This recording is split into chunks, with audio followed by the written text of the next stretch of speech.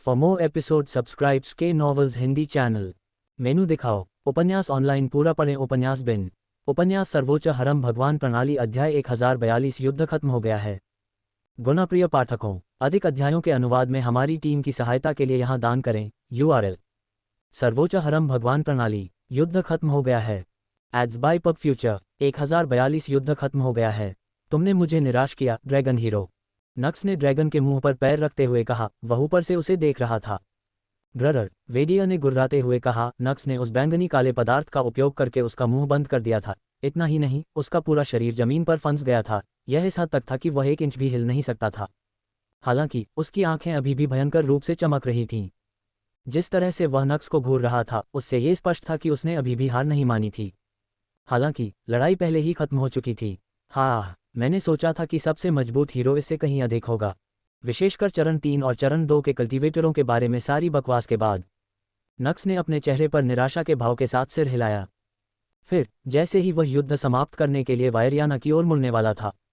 ये बात उस व्यक्ति से आती है जिसे सबके सामने एक चितड़े की तरह पीटा जा रहा हो। उसने वेडिया की आवाज़ सुनी। नक्स फिर से उस विशाल ड्रैगन की ओर मुड़ा।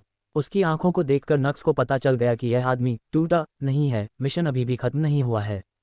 ड्रैगन का गौरव, यह इतना ऊंचा था कि इसे ऐसे ही तोड़ा नहीं जा सकता था। नक्स के चेहरे पर एक शैतानी मुस्कान उभरी। वह झूठ नहीं बोलेगा। वेदिया के शब्दों ने उसे चोट पहुंचाई। उस समय वह आश्चर्यचकित था। इसका मतलब यह नहीं था। तुम इतनी बड़ी बड़ी बातें क्यों कर रहे हो? तुम्हारा चेहरा अभी भी मेरी लातों से सूजा हुआ है और मैं ये कहूंगा, तुम्हारे चेहरे पर लात मारना बहुत संतोषजनक था। तुम्हारे जैसे किसी व्यक्ति को उसकी जगह पर रखकर बहुत अच्छा लगा। मैं चाहता था कि यह कभी खत्म ना हो। मुझे नहीं लगता कि तुम यहाँ की गतिशीलता को समझते हो वेडिया। अचानक नक्स बोल पड़ा। फिर उसने अपना जूता वेडिया के चेहरे पर रगड़ना शुरू कर दिया। और मैं वह नहीं हूं जो यहाँ गले में कॉलर से बंधा हुआ हूं, बल्कि आप हैं। मेरे जैसे किसी को मेरी जगह पर रखकर तुम आखिर क्या बात कर रहे हो? तुम ही हो जो मेरे पैरों के नीचे असहाय होकर गुर्रा रहे हो। हे महान नायक, आप चाहते थे कि यह कभी खत्म ना हो। बेशक आप ऐसा चाहते होंगे। हालांकि यह अलग बात है कि आप इतने कमजोर थे कि जब मैंने खेलना बंद किया तो आपको इस स्थिति में आने में 1 मिनट लग गया। अरे रुको, वो 3 मिनट बनाओ। मैंने आपको इस प्रकृत अधिक शक्तिशाली रूप में रूपांतरित होने के लिए जो 2 मिनट दिए थे, उन्हें इसमें नहीं गिना।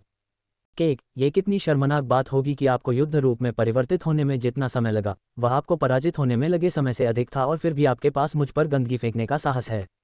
मैं यह अवश्य कहूंगा कि यद्यपि आपकी ताकत ऐसा करने में विफल रही, परंतु आपकी बेशर्मी ने मुझे अवश्य प्रभावित किया है।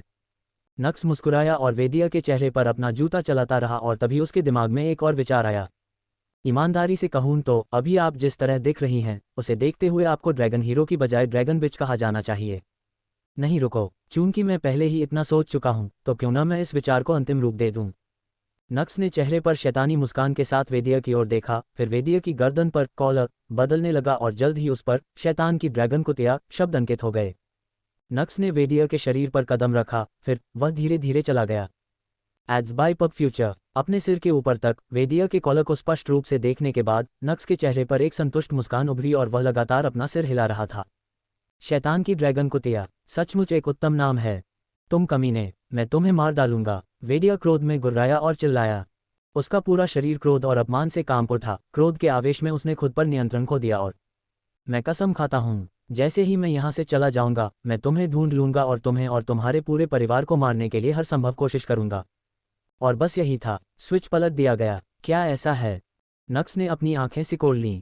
फिर उसने वेडिया की ओर देखा। और तो फिर मैं ऐसा क्यों न करूं कि तुम यहां से कभी भाग न सको? इसे करें, मैं आपको चुनौती देता हूं। वेदिया को भी इसमें से कुछ भी पसंद नहीं था, लेकिन फिर अचानक उसने देखा कि शैतान की बैंगनी आंखें पूरी तरह से बदल रही थीं। निष्प्राण, काला। शैतान की पूरी आभा बदल गई। वह काला बैंगनी पदार्थ जिसने वेदिया के पूरे शरीर को बांध रखा था, वह भी काला होने लगा। यह मत सोचो कि कोई तुम्हें बचाने आ रहा है, नक्स बोला। भक्षण करने वाली धुंध जिसका प्रयोग करने से वह हमेशा बचता था, भारी मात्रा में उसके शरीर से बाहर निकल आई। नक्स ने धुंध में डार्क एमेथिस्ट के साथ मिश्रण करने के लिए सार का उपयोग किया। जल्द ही भक्षण करने वाली धुंध से भरे 100 से अधिक डार्क एमेथिस्ट स्पाइक्स वेदिया के शरीर में घुस गए और वेदिया की आंखें भय से चौड़ी हो गईं। वह इसे महसूस कर सकता था। उनकी जीवन शक्ति इसे तीव्र गति से चूसा जा रहा था। भक्षणकारी धुंध दानव राज्य के प्रमुख मोरग्राथ ने अविश्वास में अपनी आंखें चौड़ी कर लीं। भक्षणकारी धुंध पर महारत का अंतिम स्तर, दानव काया। क्या एक आंख वाले दानव पाइरेक्स को भी विश्वास नहीं हो रहा था कि वह क्या सुन रहा है। एक इंक्यूबस के पास दूसरे दानव का शरीर कैसे हो सकता है? छाया दानव काल ने अपनी आंखें सिकोड़ लीं। मनुष्यों के अलावा कोई भी अन्य प्रजाति दानव शरीर को प्राप्त नहीं कर सकती थी, और मनुष्यों में भी ऐसे मामले अत्यंत दुर्लभ और अस्थिर थे, और अधिकांशतः अधिक शक्ति प्राप्त करने के लिए उक्त मनुष्य दानव में बदल जाता था। लेकिन ये सोचना कि एक अन्य दानव का शरीर एक अन्य दानव जाति का था, इसका कोई मतलब नहीं था। उसने पहले भी वैम्पायर की क्षमता का इस्तेमाल किया था, पाइराक्स ने बताया। अन्य विश्व नेता भी अवाक रह गए, एक को छोड़कर बाकी सभी। शैतान, जो कर रहा हो अभी बंद करो, आर्कटुरस ने नक्स को घूरते हुए आदेश दिया। नक्स ने ड्रैगन लॉर्ड की ओर देखा और उसे अपने पिता की ओर देखते हुए देखकर वेडिया के चेहरे के हाव भाव भी बदल गए और उसका आत्मविश्वास कुछ हद तक वापस आ गया। एड्स बाय पब फ्यूचर, मैंने तुम्हें ऐसा करने के लिए चुनौती दी थी शैतान, अब पीछे मत हटो। बेशक वेडिया के मन में ये शब्द नहीं थे, उसकी जीवन शक्ति चूसी जा रही थी। सच में वह भयभीत था, अब भी उसकी उम्र बढ़ रही थी और वह ऐसी असहाय अवस्था में बंधा हुआ था जिसे रोकने के लिए वह कुछ नहीं कर सकता था। वेडिया को उम्मीद थी कि शैतान उसके पिता से डर जाएगा। आखिर कौन सा मूर्ख व्यक्ति चौथे चरण के साधक ड्रैगन लॉर्ड को नाराज कर सकता है?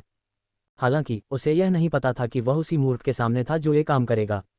अपने चेहरे पर एक पागल मुस्कान के साथ नक्स वेदिया की ओर मुड़ा और ओह चिंता मत करो मेरी ड्रैगन कुतिया, मैं पीछे नहीं हटूंगी।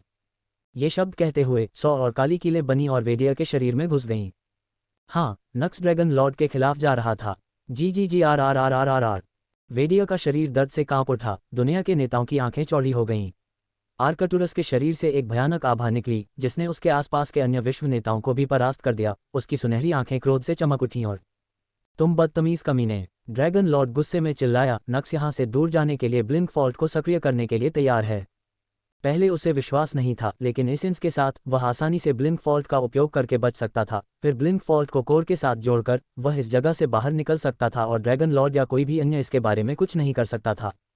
बेशक वेदिया मर चुका होगा, भले ही ड्रैगन लॉर्ड ने उसे बचाने की कोशिश की हो। भक्षण धुंध से भरे 200 से अधिक 12 स्टार स्पाइक्स को हटाना इतना आसान नहीं होगा। जब तक ड्रैगन लॉर्ड ये काम पूरा करेगा, भक्षण धुंध पहले ही वेदिया की अधिकांश जीवन शक्ति को निगल चुका होगा। वह एक ऐसे बूढ़े व्यक्ति से अधिक कुछ नहीं है जिसके पास आगे कुछ ही वर्ष बचे हैं।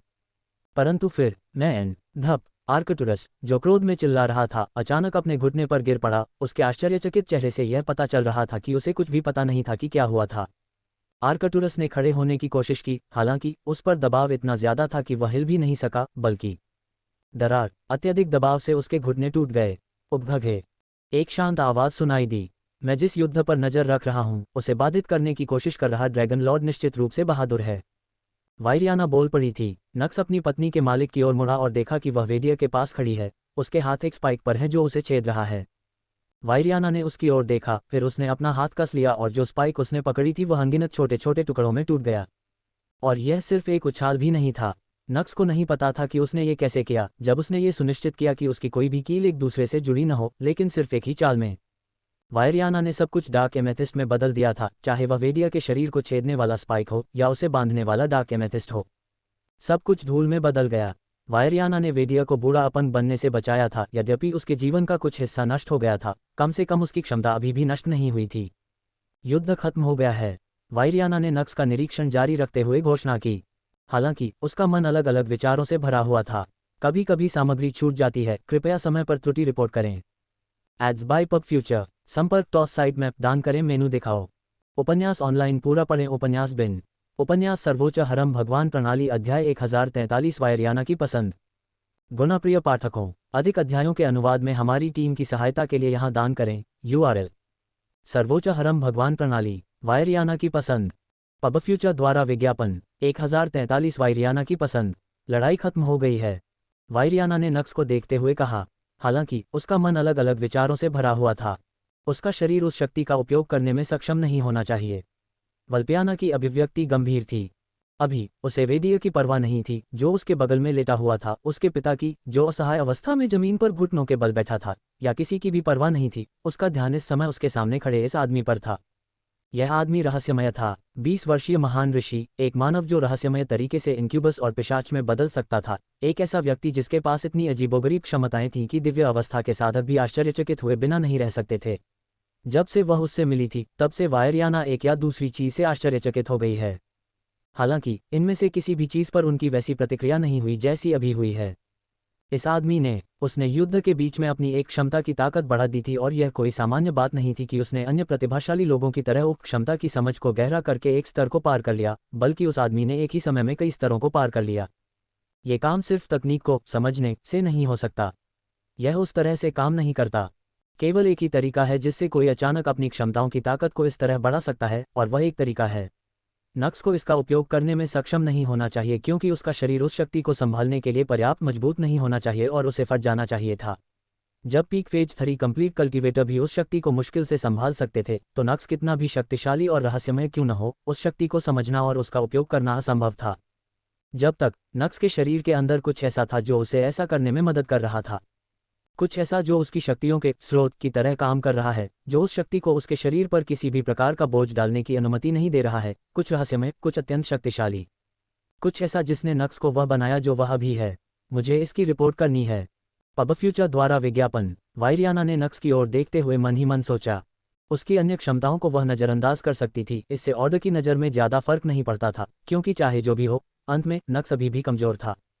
हालांकि अब उसी तर्क का प्रयोग नहीं किया जा सकता। नक्स के शरीर के अंदर कुछ ऐसा था जो उसे इतना मजबूत बनाता था जैसा कि वह भी है, कुछ पूरी तरह से अज्ञात लेकिन बेहद संभव। उन्हें नहीं पता था कि यह एक खतरा था या नहीं, हालांकि एक बात निश्चित थी, नक्स के शरीर के अंदर की यह चीज़ ऐसी चीज़ नहीं थी जिसे वे नज़रअंदाज कर सकें। उन्हें ये जानने की ज़रूरत थी कि यह क्या था, ऑर्डर को इसके बारे में जानने की ज़रूरत थी। जितना अधिक वह इसके बारे में सोचती, उतना ही अधिक उसके विचार मजबूत होते जाते। परंतु फिर वायरियाना की नज़र भीड़ में बैठी एस्टारिया पर पड़ी, जो नक्स को देख रही थी और उसकी मुस्कान पर एक खूबसूरत मुस्कान थी। उसके हाव भाव से ही वायरियाना को पता चल गया कि वे दोनों फ्लर्ट कर रहे थे। उसकी शिष्या कभी भी इतनी खूबसूरती से नहीं मुस्कुराती जब तक कि वह अपने पति के बारे में बात न कर रही हो। वायरियाना ने अपनी मुट्ठियां भींच लीं। अपने शिष्य की मुस्कान, वह उसे बर्बाद नहीं करना चाहती थी। उसकी शिष्या का दिल पवित्र था और वह सिर्फ दो चीज़ों के बारे में सोचती थी, मजबूत बनना और उसका पति। हालांकि वायरियाना ने एस्टारिया के साथ ज़्यादा समय नहीं बिताया था, लेकिन वह जानती थी कि उसकी शिष्या के दिल में एक रत्ती भी द्वेष नहीं है। वह अपने लंबे जीवनकाल में मिले सबसे शुद्ध और सच्चे लोगों में से एक थी, और वह आदमी भी कोई अलग नहीं था। वह बेशर्म और स्वार्थी लग सकता है, हालांकि अपनी पत्नियों के लिए उसका प्यार झूठा नहीं था। वायरियाना बता सकती थी कि अगर यह उसकी पत्नियों के लिए होता तो वह आदमी अपनी जान जोखिम में डालने के लिए भी तैयार हो जाता और वह इसके बारे में एक सेकंड के लिए भी नहीं सोचता। वह आदमी बुरा नहीं था, न ही उसकी पत्नियां बुरी थीं, बल्कि वे एक बड़ा खुशहाल परिवार थे, एक ऐसा परिवार जिससे कोई भी ईर्ष्या कर सकता था। पबफ्यूचर द्वारा विज्ञापन। एक प्रकार का परिवार जिसकी चाहत दुनिया के सभी, यहाँ तक कि सबसे शक्तिशाली प्राणी भी रखते हैं। और इस परिवार का मूल था नक्स। वायरियाना जानती थी कि जिस क्षण उसने नक्स के रहस्य की उपस्थिति की सूचना दी, नक्स का जीवन अब उसका नहीं रह जाएगा। यहाँ तक कि अगर वह स्वयं भी इस प्रक्रिया में हस्तक्षेप करने के लिए आगे आए और जितना संभव हो सके उसे सुरक्षा प्रदान करे, तो भी वह उसकी या उसकी पत्नी की सुरक्षा की गारंटी नहीं दे पाएगी। पैतृक आदेश निष्पक्ष हो सकता है, तथापि नक्स के पास जो था वह इतना अधिक था कि सबसे निष्पक्ष लोग भी लालच से अंधे हो सकते थे, और यदि वे लालच से अंधे नहीं भी होते तो भी अज्ञात का भय उन्हें नक्स के रहस्य के बारे में और अधिक जानने के लिए मजबूर कर देगा, और यह प्रक्रिया निश्चित रूप से दर्द रहित नहीं होगी। आदेश के तरीके निर्दयी थे। वायरियाना को आश्चर्य नहीं होगा यदि वे लोग नक्स की पत्नियों का उपयोग अपनी इच्छानुसार करने के लिए करें। ऑर्डर को मासूमों को चोट पहुंचाने से डर नहीं लगता था। उनकी नज़र में इस दुनिया की सुरक्षा के लिए यह एक छोटा सा बलिदान होगा। यह इसी तरह से संचालित होता था, और वायरियाना इसके मुख्य सदस्यों में से एक होने के नाते इसके बारे में सबसे अच्छी तरह से जानती थी। जिस क्षण नक्स का रहस्य उजागर होगा, उनका ये सुंदर परिवार नष्ट हो जाएगा। अपने शिष्य के चेहरे पर वह मुस्कान वह फिर कभी नहीं देख पाएगी। वायरियाना उलझन में थी। यह उसका कर्तव्य था कि वह ऐसी किसी बात की रिपोर्ट करे जो भविष्य में यर्निएल को संभावित रूप से नुकसान पहुंचा सकती हो। यही वह काम है जो उसे करना चाहिए। हालांकि उसके शिष्य के चेहरे ने उसके दिल को बांध दिया था। यह उसके दिमाग और दिल के बीच की लड़ाई थी, और अंत में वायरियाना बस मंद मंद मुस्कुराए। एक संवेदनशील लेकिन बेहद खूबसूरत मुस्कान जो उसने वायरियाना बनने के बाद से पहले कभी नहीं दिखाई थी। यह एक अफसोस की बात थी कि यह मुस्कान एक मुखौटे और लबादे से ढकी हुई थी और कोई भी इसे नहीं देख सकता था। खैर, वायरियाना ने फैसला कर लिया था। वह अनगिनत शताब्दियों से जीवित थी। उसने अपने शिष्य के साथ जो समय बिताया वह बहुत अधिक नहीं था, तथापि उसने महसूस किया कि वह उस छोटी लड़की के जितना उसने सोचा था उससे कहीं अधिक करीब पहुंच गई थी। वह इतनी करीब थी कि उसने अपने शिष्य की खुशी के लिए अपने कर्तव्य को भी नज़रअंदाज कर दिया, ऐसा कुछ जिसके बारे में वायरियाना को कभी नहीं पता था कि वह ऐसा करेगी। वायरियाना ने फिर नक्स की ओर देखा। बेटे, खुश रहो कि तुम मेरी शिष्या के पति हो। पबफ्यूचर द्वारा विज्ञापन। संपर्क टॉस साइट मैप दान करें, मेनू दिखाओ। उपन्यास ऑनलाइन पूरा पढ़ें। उपन्यास बिन उपन्यास सर्वोच्च हरम भगवान प्रणाली अध्याय 1044। हम आपको शुभकामनाएं देते हैं डार्लिंग। गुणप्रिय पाठकों, अधिक अध्यायों के अनुवाद में हमारी टीम की सहायता के लिए यहाँ दान करें। URL सर्वोच्च हरम भगवान प्रणाली। हम आपको शुभकामनाएं देते हैं darling. Ads by PubFuture 1044। हम आपको शुभकामनाएं देते हैं डार्लिंग। बेटे, खुश रहो कि तुम मेरी शिष्या के पति हो। वायरियाना ने नक्स की ओर देखते हुए मन ही मन सोचा। नक्स ने महसूस किया कि उसकी नज़र उसकी ओर घूम गई है और चेहरे पर एक चंचल मुस्कान के साथ उसने पूछा, क्या मैंने अच्छा किया लेडी वायरियाना? उद्धरण चिन्ह उद्धरण चिन्ह। वायरियाना ने कुछ नहीं कहा। उसकी चुप्पी पसंद न आने पर नक्स ने खुद को समझाया, मैं उसे और भी अधिक तोड़ सकता था, लेकिन ये लेडी वायरियाना थी जिसने मुझे बाधित कर दिया। उसकी बात सुनकर वायरियाना की नज़र ड्रैगन हीरो पर पड़ी, जो अब खून की कमी के कारण बेहोश हो चुका था और उसका मुंह फड़क रहा था। तुम उसे मारने वाले थे? ठीक है, बेशक मैंने वास्तव में ऐसा नहीं किया होगा। वायरियाना ने बिना कुछ कहे बस अपनी भौहें ऊपर उठा लीं। यह उनका कहने का तरीका था, बकवास बंद करो। लेडी वायरियाना अपनी बात से पीछे हटने की योजना नहीं बना रही है ना? आपने कहा था कि अगर मैं 7 नायकों को हरा दूं तो आप मुझे ये तकनीकें देंगी। इसके अलावा क्या मैं आपकी शिष्या का पति नहीं हूं? आप मुझे कुछ छूट दे सकती हैं, है ना? नक्स ने मासूमियत से मुस्कुराया। कुछ क्षण पहले दिखाए गए उसके क्रोधित रूप से बिल्कुल अलग एस्टारिया के साथ बात करने से वह शांत हो गया था। वायरियाना ने जब उसे बेशर्मी से मुस्कुराते देखा तो वह अंदर ही अंदर आह भरने से खुद को नहीं रोक सकी। आखिर कैसे उसकी शिष्या उसके जैसे बेशर्म व्यक्ति के साथ उलझ गई? तुम्हें वे मिल जाएंगे, चिंता मत करो, वायरियाना बोली। फिर उसने नक्स की आंखों में देखा। और कुछ बातें हैं जिनके बारे में मुझे आपसे बात करनी है। मैं बाद में आपसे मिलने आऊँगा। उसके स्वर से नक्स को पता चल गया कि मामला गंभीर है। जैसा आपका आदेश हो लेडी वायरियाना। उसने अपना सिर झुका लिया। अब चले जाओ, जितना अधिक समय तुम यहाँ रहोगे उतनी ही अधिक परेशानी होगी। वायरियाना ने विश्व नेताओं की ओर देखते हुए कहा। ड्रैगन लॉर्ड उसके द्वारा छोड़े गए दबाव से बेहोश हो गया था और वर्तमान में बेहोश था। अन्य विश्व नेता सतर्क थे और दर्शकों में मौजूद लोग बिल्कुल चुप थे। उन्होंने एक ही समय में बहुत सी अत्यंत दुखद घटनाएं देखीं। 6 नायक हार गए, यहाँ तक कि सभी नायकों में सबसे शक्तिशाली ड्रैगन हीरो को भी सभी के सामने अपमानित किया गया और वह लगभग मर गया। Ads by PubFuture. Dragon hero के पिता ड्रैगन लॉर्ड ने स्वयं कार्य किया और यहाँ तक कि शैतान को भी निशाना बनाने की कोशिश की, जिससे पैतृक आदेश के न्यायाधीश को कार्य करना पड़ा और दुनिया के सबसे शक्तिशाली प्राणियों में से एक ड्रैगन लॉर्ड को पूरी तरह से अपने अधीन कर लिया, जैसे कि वह कुछ भी नहीं था। लोगों को पता था कि पैतृक आदेश बहुत मजबूत है। यह इस हद तक था कि दुनिया के नेता भी उनके सामने जल्दबाजी में काम नहीं कर सकते थे, और आज उन्हें इस तथ्य का एक जीवंत प्रदर्शन देखने को मिला। हे नक्स विश्व नेताओं की ओर देखते हुए अपनी हंसी रोक नहीं सका। फिर वह वायरियाना की ओर मुड़ा और मुझे संदेह है कि जब तक लेडी वायरियाना यहाँ है तब तक ये और अधिक परेशानी भरा नहीं होगा। मैं हमेशा तुम्हारी रक्षा के लिए मौजूद नहीं रहूंगा। नक्स, क्या आपको अपनी शिष्या के पति का पालन पोषण नहीं करना चाहिए ताकि आपकी शिष्या खुशी से रह सके? आप हमारे कबीले में हम सभी के साथ क्यों नहीं रहती? या इससे भी बेहतर बस हमारे साथ जुड़ जाए। मुझे यकीन है कि आपकी शिष्या भी खुश रहेगी। बेशक वह मुझसे ज़्यादा खुश नहीं होगी। जाहिर है। नक्स ने उन अंतिम शब्दों को जोर से कहने की हिम्मत नहीं की। चाहे वह कितना भी शक्तिशाली हो गया हो, उसके सामने खड़ी यह महिला अपने आप में ही उसके स्तर की थी। भले ही नक्स में चोरी करने की हिम्मत हो, फिर भी वह उसके आसपास सतर्क रहेगा। बेशक इसका मतलब यह नहीं था कि वह अपने मौक़ों का फ़ायदा नहीं उठाएंगे। कौन जानता है, शायद ये उसके भाग्यशाली दिन होंगे। यह उसका भाग्यशाली दिन नहीं था। वायरियाना ने कुछ देर तक नक्स को घूरते हुए कहा, यदि मेरी शिष्या के पति को सुरक्षित महसूस करने के लिए मेरी सुरक्षा की आवश्यकता है तो वह मेरी शिष्या के लिए सही विकल्प नहीं है। कि आप अपने शिष्य से इसके बारे में क्यों नहीं पूछते? नक्स ने चेहरे पर एक चंचल मुस्कान के साथ सवाल किया। उद्धरण चिन्ह मुझे पूछने की जरूरत नहीं है। मैं बता सकता हूं कि वह ऐसे आदमी की ओर आकर्षित नहीं है जो अपने द्वारा शुरू की गई लड़ाइयों को समझने के लिए पर्याप्त साहसी नहीं है। मुझे बहुत संदेह है कि वह चाहेगी कि उसका पति कुछ छोटी मोटी परेशानियों से निपटने के लिए अपने मालिक पर निर्भर रहे। छोटे फ्राइज। नक्स के चेहरे पर एक क्षीण मुस्कान उभरी। इस महिला ने विश्व के सबसे शक्तिशाली नेताओं में से एक को छोटा आदमी कहा। भाड़ में जाए। अंत में नक्स ने पीछे मुड़ने का निर्णय लिया। मैं विदा लेता हूँ लेडी वायरियाना। वायरियाना ने कहा, अगली बार जब मैं आपसे मिलूंगी तो मैं आपको और भी मजबूत देखना चाहती हूँ। ओह, मेरा विश्वास करो, तुम ऐसा करोगे। नक्स मुस्कुराया, फिर वह गायब हो गया। कार्यक्रम समाप्त हुआ। वायरियाना फिर विश्व नेताओं की ओर मुड़ी। उसकी निगाह देखकर विश्व नेता स्तब्ध रह गए और अगले ही पल वायरियाना विश्व नेताओं के ठीक सामने प्रकट हुई और अपनी नजरें बेहोश आर्कटुरस पर डालते हुए बोली, मैं आज उसे माफ कर दूंगा क्योंकि वह अपने बारे में चिंतित था, लेकिन ऐसा दोबारा नहीं होगा। क्या ये स्पष्ट है?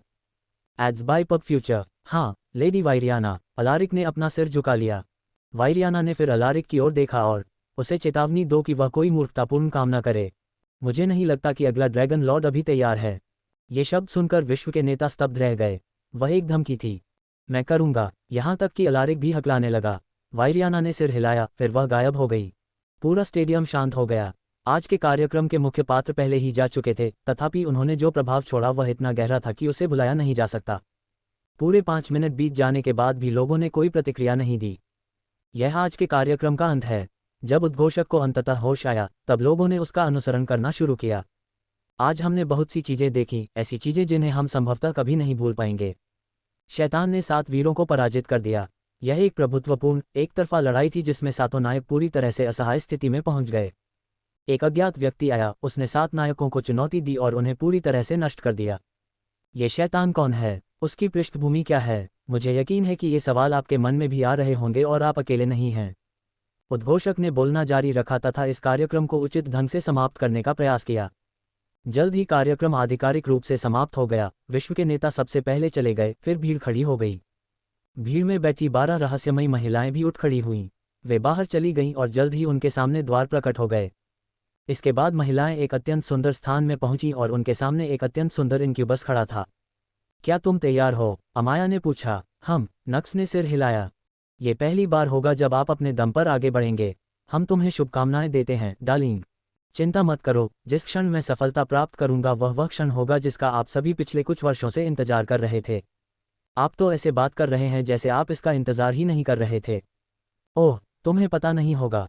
नक्स की बैंगनी आंखें अपनी पत्नियों को देखते हुए अजीब तरह से चमक उठीं। Ads by PubFuture. संपर्क टॉस साइट मैप दान करें, मेनू दिखाओ। उपन्यास ऑनलाइन पूरा पढ़ें। उपन्यास बिन।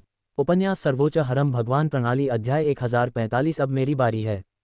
गुणाप्रिय पाठकों, अधिक अध्यायों के अनुवाद में हमारी टीम की सहायता के लिए यहाँ दान करें। URL सर्वोच्च हरम भगवान प्रणाली। अब मेरी बारी है। पब फ्यूचर द्वारा विज्ञापन 1045। अब मेरी बारी है। ओह, तुम्हें पता नहीं होगा। नक्स की बैंगनी आंखें अजीब तरह से चमक रही थीं जब वह अपनी पत्नियों को देख रहा था। ऐसा लग सकता है कि ऐसा ही है। हालांकि अभी नक्स सही मानसिक स्थिति में नहीं था। आयशा से उसे जो इनक्यूबस रक्त विरासत में मिला था वह शुद्ध था और उसे हर समय उत्तेजित अवस्था में नहीं रखता था। हालांकि इसका मतलब यह नहीं था कि नक्स प्रभावित था। वह पिछले 50 वर्षों से स्टार बीस्ट्स का शिकार कर रहा था और इस दौरान सेक्स करना तो दूर की बात थी, उसने अपनी पत्नियों को भी नहीं छुआ था। नक्स यौन रूप से निराश था। इस समय तो उसके लिए अपनी पत्नियों की ओर देखना भी कठिन हो गया था। वह इन सुंदर महिलाओं पर कूदने और उन्हें लुभाने के अलावा और कुछ नहीं सोच सकता था। हालांकि ये वह जोखिम नहीं था जो वह उठा सकते थे। सिस्टम की चेतावनी से वह अब भी डरा हुआ था। चाहे वह अपनी पत्नियों के प्रति कितना ही अधिक वासनालु क्यों न था, उनके प्रति उसका प्रेम कहीं अधिक प्रबल था। अभी नक्स तीसरे चरण में प्रवेश करने, अपने सिस्टम को अपडेट करने, इनक्यूबस रक्त को अपने शरीर में ठीक से आत्मसात करने और जल्दी से बिस्तर पर कूदने के अलावा और कुछ नहीं चाहता था। और यदि सिस्टम को उसकी अपेक्षा के अनुसार अपडेट नहीं किया गया तो नक्स प्रिमोडियल इनक्यूबस ब्लड को त्यागने के लिए तैयार था। हाँ, नक्स जानता था कि वर्तमान में उसके शरीर में प्रवाहित होने वाली आदिम रक्तरेखा उसके द्वारा महसूस की गई किसी भी चीज़ से कहीं अधिक शक्तिशाली थी, यहाँ तक कि वह सार का इतनी स्वतंत्रता से उपयोग कर सकता था क्योंकि उसका इनक्यूबस रक्त उसे ऐसा करने की अनुमति देता था। हालांकि नक्स की अपनी पत्नियों के प्रति लालसा इतनी प्रबल थी कि वह उसे रोक नहीं सका। और जब उसने अपनी पत्नियों को उस अत्यधिक लालसा के साथ देखा जो उसकी आंखों में स्पष्ट रूप से दिखाई दे रही थी, उसकी पत्नियां स्तब्ध रह गईं। बस वे आंखें ही काफ़ी थीं उनके लिए वही एहसास महसूस करने के लिए। बहुत समय हो गया था। समय बर्बाद मत करो और काम पर लग जाओ, एस्टारिया ने आदेश दिया। उसकी आंखें नक्स की आंखों में देख रही थीं जबकि किसी अज्ञात कारण से उसने अपनी मुट्ठियां भींच ली थीं। मैं जल्द ही वापस आऊंगा, पत्नियों। ये शब्द कहते हुए एक पोर्टल उसके सामने प्रकट हुआ। एक ऐसी जगह का द्वार जिसके बारे में पत्नियों में से किसी को भी पता नहीं था। वह जगह। अमाया ने अपनी आंखें सिकोड़ लीं। ये वारनाल है। नक्स ने सिर हिलाया। ये वही आयाम था जिसमें वह पिछले 50 वर्षों से थे। क्या तुमने वारनाल तक पहुंचने के लिए लेडी वायरियाना को कलाकृति वापस नहीं की? मेलिया ने चेहरे पर शिकन लाते हुए पूछा। नहीं, उसने उस स्थान को कोर से जोड़ा, अमाया ने टिप्पणी की। बेशक मैंने किया, नक्स ने सिर हिलाया। ये जगह एक खजाना है, हम इसे छोड़ नहीं सकते। 25 गुना समय का अंतर यह ऐसी चीज नहीं थी जिसे वे नज़रअंदाज कर सकते थे और न ही वे इस जगह पर खेती कर सकते थे। बेशक नक्स और उनकी पत्नियों को खेती करने के लिए इस जगह की जरूरत नहीं थी, फिर भी वारनाल जैसी जगह एक खजाना थी। पब फ्यूचर द्वारा विज्ञापन। तथापि नक्स, ये स्थान ऑर्डर का है, अमाया ने चेहरे पर गंभीर भाव लाते हुए कहा। भले ही एस्टारिया का स्वामी पैतृक आदेश से था और उन्होंने उन्हें सीधे नुकसान पहुंचाने के लिए कुछ नहीं किया था, फिर भी अमाया को पैतृक आदेश पर भरोसा नहीं था। अरे, पैतृक आदेश की तो बात ही छोड़िए, वह अभी तक व्यारियाना पर भी पूरी तरह से भरोसा नहीं करती थी, जिसने उनके लिए इतना कुछ किया था और उनके लिए कुछ भी अच्छा नहीं किया था। बेशक ये पूरी तरह से अमाया की गलती भी नहीं थी। अज्ञात से किसे डर नहीं लगता, और अभी पैतृक आदेश पूरे यर्नियल में रहस्य का सबसे बड़ा पर्दा है। ऑर्डर के संसाधनों का इस्तेमाल सबकी नज़रों से दूर अपने फ़ायदे के लिए करना अमाया को पसंद नहीं था। कौन जानता था कि उन्होंने उस आयाम में क्या किया था जिस पर उनका व्यावहारिक रूप से स्वामित्व था, वहां उससे ज़्यादा समय तक रहना जितना उसे अनुमति दी गई थी। अमाया को यकीन नहीं था कि यह सही फैसला था या नहीं। तुम बहुत ज़्यादा चिंता कर रही हो अमाया। हालांकि नक्स सिर्फ मुस्कुराया। बस मुझ पर भरोसा करो, ठीक है। उद्धरण चिन्ह ... क्या आप हमें अपने साथ वहां ले चलेंगे? अमाया ने पूछा। उद्धरण चिन्ह ... उद्धरण चिन्ह। नक्स चुप हो गया। वह समझ सकता था कि यह अमाया का ये पुष्टि करने का तरीका था कि वह जगह सुरक्षित है या नहीं। अगर वह यहाँ नहीं कहता तो वह फिर से चिंता करने लगती। वहाँ के स्टार बीस्ट्स बहुत ताकतवर हैं। तब तो ये हमारे वहाँ होने का और भी बड़ा कारण है, क्योंकि जब आप घुसपैठ कर रहे होंगे तो आप आगे नहीं बढ़ पाएंगे, किसी को आपकी सुरक्षा करनी होगी। आपको इसकी चिंता करने की कोई ज़रूरत नहीं है, मैंने पहले ही वहाँ से निकलने के लिए सुरक्षित स्थान ढूंढ लिया है। यह 1 लाख किलोमीटर लंबी बंजर ज़मीन थी जिस पर किसी भी स्टार बीस्ट्स का कोई निशान नहीं था। स्टार बीस्ट्स तो दूर, यहाँ कोई कीट या पौधे भी नहीं थे।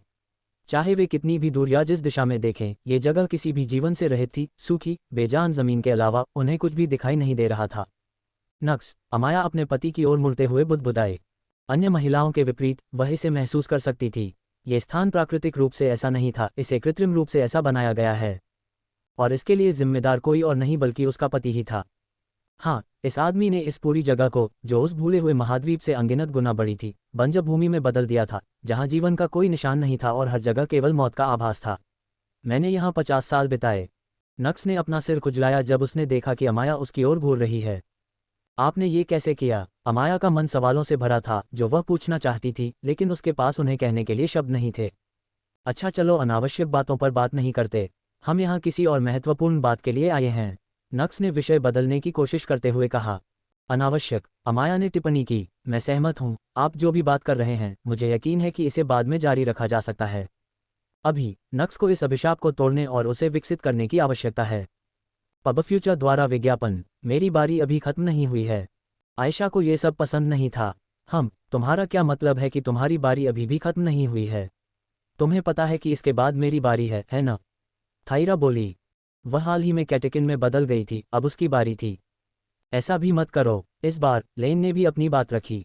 नक्स की छाया के रूप में अब उसकी बारी थी। मजबूत मुट्ठी शासन करती है, हमारी ताकत ही निर्णय लेगी। बेशक, अस्टेरिया ने एक योद्धा जैसी प्रतिक्रिया दी। एक योद्धा जो इस समय उन चीज़ों के बारे में सोच रहा था जिनके बारे में किसी भी योद्धा को नहीं सोचना चाहिए। ताकत का इससे क्या लेना देना है? अल्लुरा भी आगे बढ़ी। जल्द ही बाकी महिलाएं भी आगे आ गईं। मेलिया अभी भी इस बारे में थोड़ी शर्मीली थी, हालांकि ये देखते हुए कि सभी महिलाओं के आगे बढ़ने से स्थिति हाथ से निकल रही थी, उसे डर था कि उसका मौका आखिरी में चला जाएगा। इसलिए आप सभी ने पहले ही उसके साथ इतना समय बिताया है, मेरा मानना है कि हमें बराबरी पर आने का मौका दिया जाना चाहिए। मेलिया ने आयशा की ओर देखा और उसे अपनी तरफ करने की कोशिश की। ये सही है, तुम पहले ही उसका लिंक कई बार ले चुकी हो, है ना? मेरे बारे में सोचो, ब्लडलाइन के साथ सारी गड़बड़ पहले राउंड के ठीक बाद हुई थी। क्या ये दयनीय नहीं है? क्या आप सभी को अपनी इस बहन के बारे में नहीं सोचना चाहिए और पीछे हट जाना चाहिए? आयशा ने सवाल किया। बेशक, उसने जो कहा वह झूठ था। उसका खून इतना तीव्र था कि उसे एक ही बार में निकालना संभव नहीं था, और अन्य महिलाओं को इसके बारे में पता भी नहीं था। ये सहानुभूति हासिल करने के लिए आयशा की रणनीति थी। हालांकि वह ये नहीं जानती थी कि ये दुनिया निर्दयी है। ये हमारी गलती नहीं थी कि तुम्हें यह अजीब वंश विरासत में मिला, है ना? अपनी किस्मत को दोष दो, औरत, एम्बर बोली। फिर उसने पिशाच की ओर देखा। और हमने उसके साथ ज़्यादा समय बिताया है, इसलिए हम उसे तुमसे ज़्यादा चाहते हैं। हमारे शरीर को पहले से ही उसकी आदत हो चुकी है। अभी तुम्हें ही पीछे हट जाना चाहिए और अपने सीनियर्स को उनका मज़ा लेने देना चाहिए। ये सही है, और इस तर्क से यह स्पष्ट हो जाना चाहिए कि पहले किसकी बारी होगी, है ना? फेल्बर्टा आगे आए। क्या आयशा से पहले तुम्हारी बारी नहीं आई थी? अब तुम्हारी बारी कैसे आ सकती है? अल्लुरा ने अपनी आंखें सिकोड़ लीं। महिलाओं ने हंगामा जारी रखा और जल्द ही यह एक गर्मागर्म लड़ाई में बदल गया। ये तय करने के लिए गर्मागर्म लड़ाई की कौन पहले अपनी गर्मी शांत करेगा। जहां तक नक्स का सवाल है, जो इस सब के लिए जिम्मेदार आदमी है, वह केवल एक दर्शक ही हो सकता है। लड़कियों, क्या हमें पहले वह काम खत्म कर लेना चाहिए जिसके लिए हम यहाँ आए हैं? पब फ्यूचर द्वारा विज्ञापन। संपर्क टॉस साइट मैप दान करें, मेनू दिखाओ।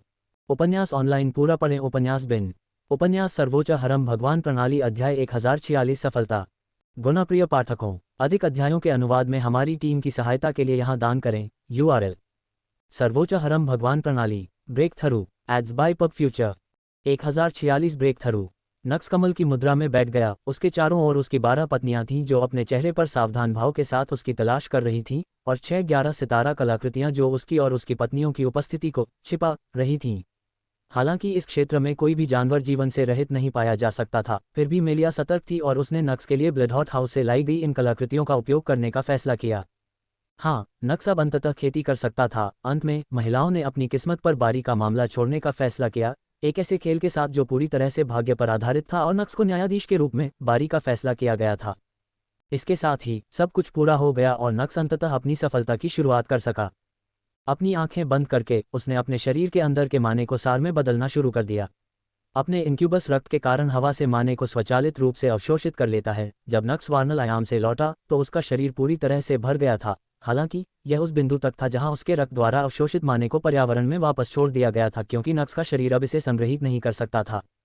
हालांकि 7 नायकों के साथ अपने युद्ध में नक्स को उस संग्रहित मन का कुछ उपयोग करना पड़ा, इसलिए अभी उसे अधिक मन को अवशोषित करने, अपने शरीर को पहले की तरह भरने और फिर ब्रेक थ्रू पर आगे बढ़ने से पहले उस सभी मन को सार में बदलने की आवश्यकता थी। अपने शरीर को केवल मन से भरने की प्रक्रिया में ही पूरा 1 सप्ताह लग गया, तथापि उसे परेशान करने वाली कोई बात नहीं थी, तथा यहाँ यथाशीघ्र काम पूरा करने के उसके दृढ़ संकल्प के कारण नक्स बिना आराम किए काम करता रहा। जल्द ही नक्स ने सभी मन को सार में परिवर्तित करना शुरू कर दिया। ये प्रक्रिया ज़्यादा लंबी नहीं थी, सिर्फ 2 घंटे में नक्स का शरीर पूरी तरह भर गया, लेकिन मैना से नहीं बल्कि सार से। वर्तमान वह वास्तव में एक शीर्ष महान ऋषि साधक था जो जब चाहे तब आगे बढ़ सकता था। नक्स ने थोड़ी देर के लिए अपनी आंखें खोली और अपनी पत्नियों को चिंतित भाव से अपनी ओर देखते हुए देखकर वह मुस्कुराया। पत्नियां मुस्कुराईं, फिर नक्स ने अपनी घबराहट को शांत करने के लिए कुछ बार सांस ली और फिर चेहरे पर दृढ़ निश्चय के भाव के साथ उसने प्रारंभ किया। Ads by PubFuture. उसके शरीर का सारा सार उसके हृदय में उमड़ पड़ा।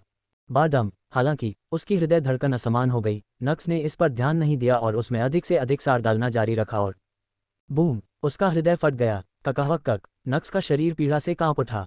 उसका हृदय अब रक्त के पोखर में बदल गया था। सामान्यतः ऐसी स्थिति में उसे मर जाना चाहिए था, हालांकि उसके शरीर में डाला गया सार काम करने लगा। एक पूर्णतया नया हृदय निर्मित हुआ, वह हृदय जो सार के साथ संयुक्त हो गया था और पहले से कहीं अधिक शक्तिशाली था। नक्स की आंखें लाल थीं, जो उसके दर्द को दर्शा रही थीं। उसकी पत्नियां उसकी ओर दौड़ना चाहती थीं, हालांकि वे जानती थीं कि यह कुछ ऐसा था जिससे नक्स को अकेले ही गुजरना था। ये तीसरे चरण का साधक बनने का तरीका था। नक्स को पुनर्जन्म की आवश्यकता थी। न केवल उसके हृदय बल्कि उसके फेफड़े, मस्तिष्क, गुर्दे, पेट, यकृत, शरीर के सभी अंग, यहाँ तक कि हड्डियाँ, मांसपेशियाँ, रक्तवाहिकाएं, त्वचा और यहाँ तक कि तंत्रिकाएं भी, उसे सब कुछ पुनर्निर्माण करने की जरूरत थी। यह एक ऐसा चरण था जिससे प्रत्येक पूर्ण साधक को गुजरना पड़ता था। बेशक अन्य पूर्ण साधक नक्स की तरह इतने चरम पर नहीं थे, उनमें से अधिकांश ने बस अपनी हड्डियों का पुनर्निर्माण किया, एक नई कंकाल प्रणाली बनाई जो पहले की तुलना में बहुत अधिक मजबूत थी। यह अकेले ही उनकी रक्षा को पूरी तरह से अलग स्तर तक बढ़ाने के लिए पर्याप्त था। कोई भी इतना पागल नहीं था कि अंगों को छू सके, विशेषकर हृदय, फेफड़े और मस्तिष्क जैसे अंगों को। हालांकि नक्स अलग था। Ads by PubFuture. उन्होंने सार की साधना की। सामान्य साधना तकनीकें किसी को तीसरे चरण में आगे बढ़ने की अनुमति देती थीं, भले ही उन्होंने अपने शरीर को बिल्कुल भी सुधारा न हो। सार ने नहीं किया। नक्स को अपने शरीर के हर एक हिस्से को सुधारने की जरूरत थी, अपनी सबसे छोटी नसों से लेकर सबसे बड़ी मांसपेशियों तक। नक्स को हर चीज को सार से भरने की जरूरत थी। एक पूर्णतया नया शरीर जो सार को सांस के साथ ग्रहण करता था। नक्स को सार के साथ एक होना था और उसे यह कार्य सचेत अवस्था में ही करना था। ये तो बस शुरुआत थी। नक्स ने अपने दर्द को नज़रअंदाज किया और अपने फेफड़ों पर ध्यान केंद्रित किया। उसकी रणनीति सरल थी, वह पहले सभी महत्वपूर्ण अंगों पर ध्यान केंद्रित करता था जब तक कि वह पूरी तरह से होश में नहीं आ जाता था। फिर बाद में, भले ही वह महसूस कर रहे अत्यधिक दर्द के कारण उसका दिमाग थोड़ा धुंधला हो जाता था, लेकिन यह उतना हानिकारक नहीं होता था। बेशक नक्स मूर्ख नहीं था, उसने बिना किसी तैयारी के इस काम में कदम नहीं रखा। इन पिछले 50 सालों में उसने अपनी दर्द सहनशीलता को सीमा तक प्रशिक्षित कर लिया था। बिना किसी दूसरे विचार के अपने अंगों को काटना, अपनी तलवार से अपने गैर महत्वपूर्ण अंगों को छेदना और फिर इसे फिर से करने से पहले इसे पुनर्जीवित होने देना। नक्स ने स्वयं को इस हद तक धकेल दिया था कि 1 या 2 अंग खोने पर भी वर्तमान व्यक्ति को इसकी जरा भी परवाह नहीं थी। बेशक रक्त महाद्वीप में ऑर्फियस और एम्ब्रोसिया के साथ पागलपन भरा प्रशिक्षण भी इसका एक प्रमुख हिस्सा था। वर्तमान नक्स को यकीन था कि दर्द उसकी मनस्थिति को प्रभावित नहीं करेगा और वह जब तक आवश्यक हो तब तक एक भी चीख निकाले बिना ऐसा कर सकता है, खासकर तब जब वे 12 सुंदर महिलाएं उसे देख रही हों। हालांकि नक्स कोई भी जोखिम नहीं लेना चाहता था। नक्स का दृढ़ विश्वास था कि जो गलत हो सकता है वह गलत होगा, इसलिए यदि वह किसी चीज को रोकने के लिए कुछ कर सकता है तो वह ऐसा करेगा। खैर, सार नक्स के फेफड़ों में पहुंच गया। बूम! फेफड़े भी फट गए। नक्स ने गटक लिया, उसके मुंह से खून की एक बूंद निकली। यह एकदम घुटने वाला एहसास था, जहां नक्स सांस नहीं ले पा रहा था क्योंकि उसके पास हवा को जमा करने के लिए कोई जगह नहीं थी। नक्स ने नए फेफड़ों के बनने का इंतजार किया। सार ने काम करना शुरू कर दिया। 5 मिनट बाद फेफड़ों की एक नई जोड़ी पैदा हुई। फेफड़ों को बढ़ने और नक्स के पिछले फेफड़ों को पूरी तरह से बदलने में 1 और मिनट लगा। नक्स ने राहत की सांस ली। हवा विशेष रूप से ताज़ा महसूस हुई। हालांकि नक्स के पास अभी इसका जश्न मनाने का समय नहीं था और उसके चेहरे पर एक गंभीर भाव दिखाई दिया।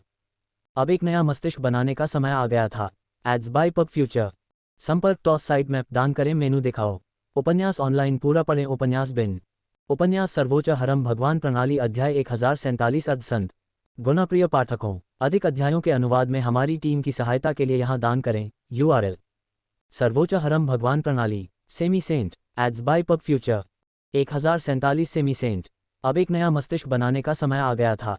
अपने दिल और फेफड़ों को उसने पहले भी नष्ट किया था और अपने वैम्पायर रीजनरेशन और अपने रीजनरेशन कौशल को मिलाकर पुनर्जीवित किया था।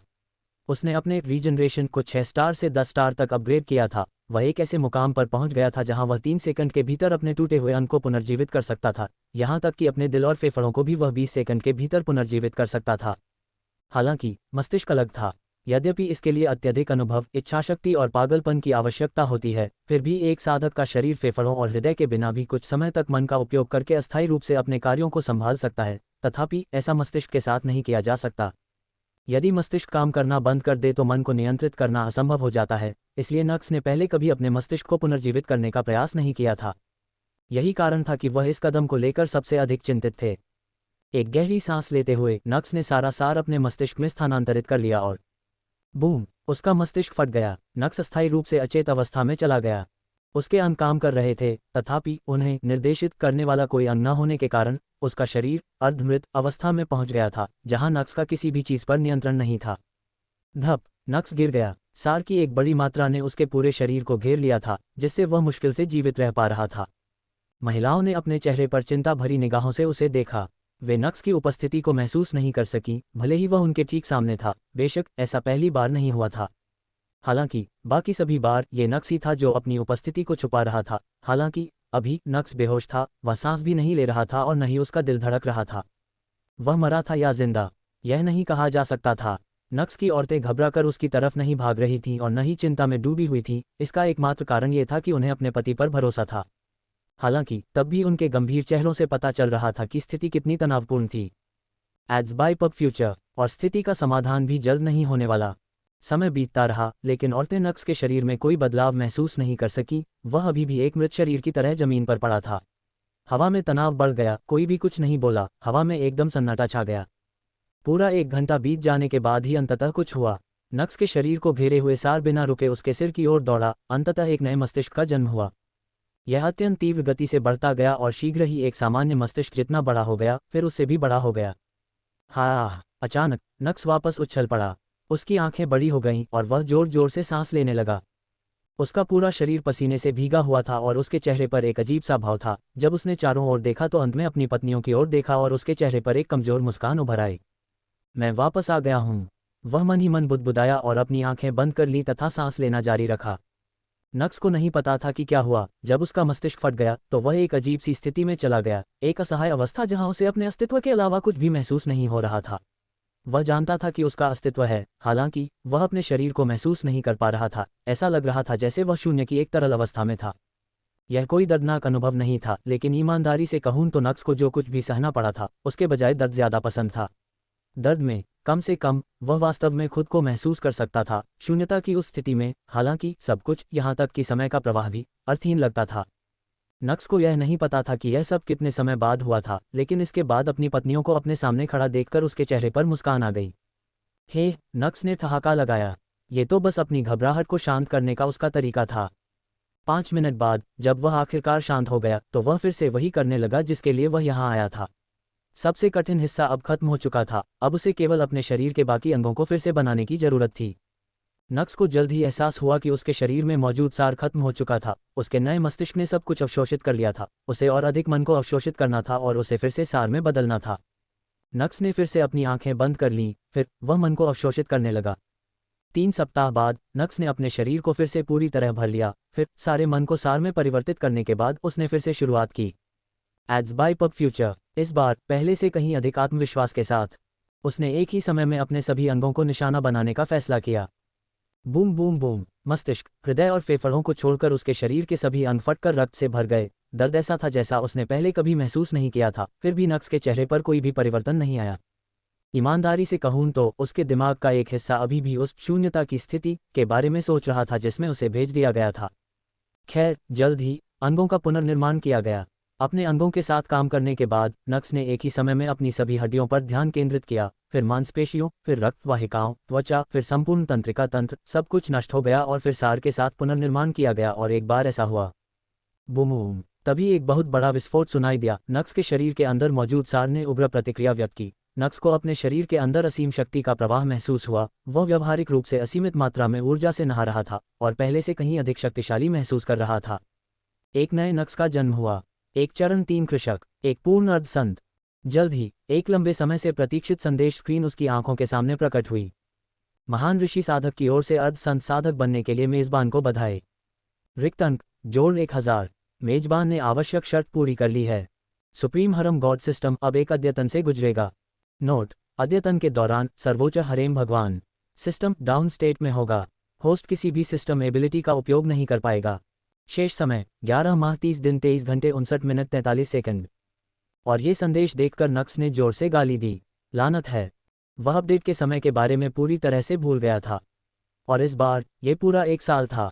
Ads by PubFuture. संपर्क टॉस साइट मैप दान करें मेनू दिखाओ। उपन्यास ऑनलाइन पूरा पढ़ें। उपन्यास बिन। उपन्यास सर्वोच्च हरम भगवान प्रणाली अध्याय 1048 एक और तारीख। गुणाप्रिय पाठकों, अधिक अध्यायों के अनुवाद में हमारी टीम की सहायता के लिए यहाँ दान करें। URL: सर्वोच्च हरम भगवान प्रणाली। एक और तारीख। Ads by pub future. 1048 एक और तारीख। लानत है, नक्स ने जोर से गाली दी। वह अद्यतन समय के बारे में पूरी तरह से भूल गया था। तुमने इसे तोड़ दिया, अमाया ने पूछा, अभी भी नक्स की आभा को महसूस करने में असमर्थ थी। हालांकि उसके द्वारा छोड़े जा रहे दबाव में परिवर्तन को महसूस करते हुए वह बता सकती थी कि उसके बारे में कुछ अलग था। नक्स अपनी पत्नियों की ओर मुड़ा और फिर चेहरे पर एक फीकी मुस्कान के साथ उसने समस्या बताई। सिस्टम डाउन था, इसका क्या मतलब था? इसका मतलब था कि वह अपने इनक्यूबस ब्लडलाइन को अपने शरीर में समाहित नहीं कर पाएगा और न ही उसे त्याग सकता है। अभी वह अपने इनक्यूबस ब्लड और अपनी पत्नियों के साथ कूदने और उनके साथ कुछ आनंदमय समय बिताने में असमर्थ होने के अभिशाप के साथ फंस गया था। पत्नियां चुप हो गईं। ईमानदारी से कहूं तो अपडेट समय की बात उनके दिमाग से भी निकल गई थी। 1 और साल का इंतजार। अचानक फेल्बर्टा के चेहरे पर उदासी छा गई। यदि आप अपनी सिस्टम क्षमताओं का उपयोग नहीं कर सकते, हम वापस कैसे लौटेंगे? जब से तुम वापस लौटे हो, मैंने सोचा था कि हम अपने कुलों का विस्तार करना जारी रखेंगे और मजबूत कुलों को चुनौती देना शुरू कर देंगे ताकि हम अपनी स्थिति मजबूत कर सकें। अगर हम यहीं फंस गए तो हम उनसे कैसे लड़ेंगे? फेल्बर्टा ने प्रश्न किया और यह प्रश्न सुनकर नक्स चुप हो गया। उन्होंने कोर्ट तक पहुंचने की कोशिश की, लेकिन जैसा कि उन्होंने उम्मीद की थी, वे ऐसा नहीं कर पाए। सिस्टम एबिलिटीज भी निष्क्रिय थीं। नक्स इस समय केवल अपने मंत्र, कौशल, भक्षण करने वाली धुंध और सार का ही उपयोग कर सकता था। बेशक यह कोई सवाल ही नहीं था कि वह इस सेंस का उपयोग क्यों कर सकता था। सार पहले से ही उसके शरीर में समाया हुआ था। यह उसके लिए मन की तरह था, एक अलग, अधिक शक्तिशाली ऊर्जा जो उसकी ताकत को बढ़ाती थी। हे, लगता है हम 1 साल तक डेट पर रहेंगे। मुझे इसकी बिल्कुल भी परवाह नहीं है। अचानक अल्लुरा ने पीछे से नक्स को गले लगाते हुए कहा। उसके स्तनों को अपनी पीठ पर छूते हुए महसूस करते हुए नक्स की जांघों में खिंचाव हुआ। तुम मुझे चिढ़ा रहे हो, यह अच्छी तरह जानते हुए कि मैं तुम्हें बिस्तर पर पटक कर पीट नहीं सकता, है न? नक्स ने सवाल किया। बेशक ऐसा कहने के बावजूद भी उसने अपनी सुक्कुबस को दूर नहीं धकेला। फुफुफु, मैं इससे इनकार नहीं करूंगी, मैं इसका काफी आनंद ले रही हूं, अल्लुरा ने हंसते हुए कहा। Ads by PubFuture. हालांकि इससे पहले कि वह अपना मजा ले पाती, आयशा पहले ही उसके पीछे आ गई और उसे नक्स से दूर ले जाकर उसकी जगह ले ली। ये तय हुआ था कि पहले मेरी बारी होगी, इसे छीनने की कोशिश मत करना। यह तुम, अल्लुरा ने आयशा को घूर कर देखा।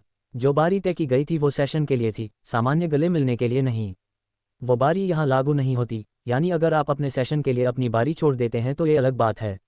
फिर हम आपको बिल्कुल नहीं रोकेंगे। एस्टारिया, जिसने आयशा को चुना और उसे नक्स से दूर रखा, ने टिप्पणी की।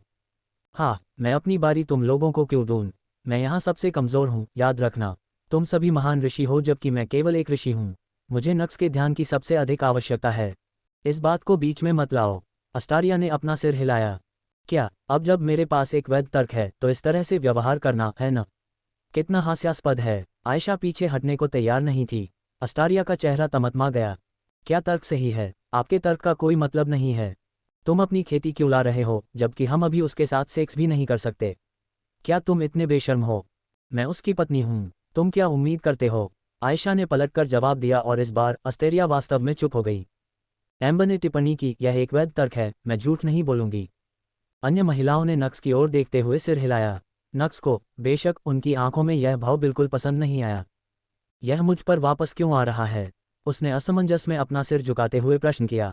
ऐसा इसलिए है क्योंकि आप अपनी बेशर्मी से हमें संक्रमित करते हैं, फेल्बर्टा बोला। तुम तो ऐसे बात कर रहे हो जैसे मैं कोई बीमारी हूं। नक्स ने मुंह बनाया। तुम हो, वह बहुत ही घातक है।